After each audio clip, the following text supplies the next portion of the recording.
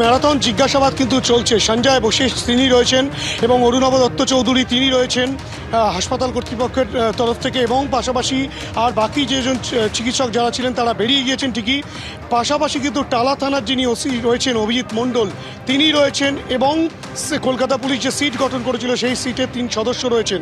অর্থাৎ দীর্ঘ জিজ্ঞাসাবাদের প্রক্রিয়া কিন্তু সিবিআইয়ের তরফ থেকে করা হচ্ছে। তুমি জানো ইতিমধ্যে কিন্তু যে আরজিকর হাসপাতালে যেমন সিবিআইয়ের টিম রয়েছে, তার পাশাপাশি সিবিআইয়ের যে সিজিও কমপ্লেক্সের যে দফতর রয়েছে সেখানে সেই চিকিৎসকদের, হাসপাতাল কর্তৃপক্ষের এবং কলকাতা পুলিশের টালা থানার যিনি অফিসার ইনচার্জ রয়েছেন তাকেও কিন্তু দীর্ঘ জিজ্ঞাসাবাদের প্রক্রিয়া চলছে, এবং গোটা ঘটনার পুঙ্খানুপুঙ্খ যেসব তথ্য, সমস্ত তথ্য কিন্তু তারা সংগ্রহ করছেন, তেমনটাই কিন্তু সিবিআই সূত্রে খবর।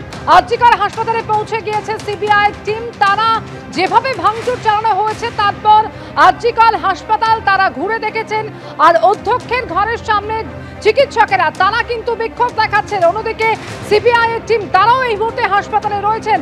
রুমা পাল প্রতিনিধির সঙ্গে সরাসরি কথা বলবো। রুমা, সব মিলিয়ে এই মুহূর্তে হাসপাতালের কি পরিস্থিতি? কালকে যেভাবে দুষ্কৃতী হামলা হয়েছে আরজিকরে, তারপরে কিন্তু একেবারে হাসপাতাল চত্বর এই মুহূর্তে কিন্তু থমথমে। আর প্রথমে নিয়ে যাচ্ছি যেখানে প্রিন্সিপালের ঘর রয়েছে, তিনি কিন্তু ঘেরাও হয়ে রয়েছেন, কারণ পড়ুয়াদের, নার্সিং স্টাফদের প্রত্যেকেই একই প্রশ্ন যে নিরাপত্তা কিভাবে তারা পাবেন। তারা নিরাপদ না, নিরাপত্তার বিষয়টা নিয়েই কিন্তু তারা প্রিন্সিপালকে প্রশ্ন করছেন। সেই কারণে কিন্তু এখন দেখা যাচ্ছে এখানে এই গেটে তালা রয়েছে। অন্যদিকে জানিয়ে রাখি সিবিআই এর টিম কিন্তু আরজিকর হাসপাতালে রয়েছে। 2 জন সিবিআই আধিকারিক ভেতরে রয়েছেন, যেখানে প্রিন্সিপাল রয়েছেন সেখানে জিজ্ঞাসাবাদ করছেন, এবং আরেকটি টিম রয়েছে যেখানে সেমিনার হল রয়েছে, সেখানে কিন্তু তারা সমস্ত ইনভেস্টিগেশন করছে। অর্থাৎ সিবিআই টিম কিন্তু এই মুহূর্তে রয়েছে আরজিকর হাসপাতালে, তারা পুরো বিষয়টা খতিয়ে দেখছে। সবথেকে বড় প্রশ্ন হচ্ছে পড়ুয়ারা প্রশ্ন করছে তাদের নিরাপত্তা কোথায়, নার্সিং স্টাফরা প্রশ্ন করছেন তাদের নিরাপত্তা কোথায়। কালকে যেভাবে দুষ্কৃতী হামলা হলো তারপর কিন্তু নার্সিং স্টাফরা আজকে আমরা দেখেছি তারা কিন্তু একেবারে ফেটে পড়েছেন, ক্ষোভে ফেটে পড়েছেন। কেন তাদের কোনো নিরাপত্তা নেই, কিভাবে এই হাসপাতালে এই ধরনের দুষ্কৃতী হামলা হলো, পুলিশ কি করছিল, এই সমস্ত প্রশ্ন কিন্তু তারা তুলছেন। এবং সব থেকে বড় ব্যাপার হচ্ছে এই মুহূর্তে সিবিআই টিম রয়েছে হাসপাতাল চত্বরে। 2 জন সিবিআই আধিকারিক রয়েছেন, তারা প্রিন্সিপালের সঙ্গে কথা বলছেন, জিজ্ঞাসাবাদ করছেন। এই মুহূর্তে পড়ুয়ারা কোনোভাবেই কিন্তু প্রিন্সিপালকে বাইরে থেকে যেতে দেবেন না, সেই জন্যই তালা দেওয়া রয়েছে।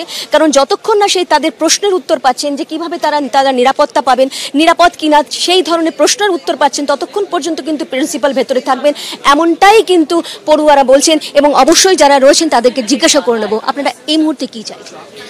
আমাদের দাবি একদম 5টা থেকে 6টা, একদম খুব প্রিসাইজ। সেটা হচ্ছে আমাদের নিরাপত্তার দায়িত্ব লিখিতভাবে জানাতে হবে কার।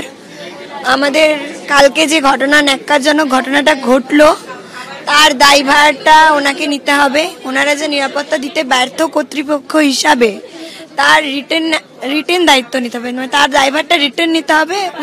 কি খোঁজ করেছিলেন কালকে যখন এই ধরনের ঘটনা ঘটছে?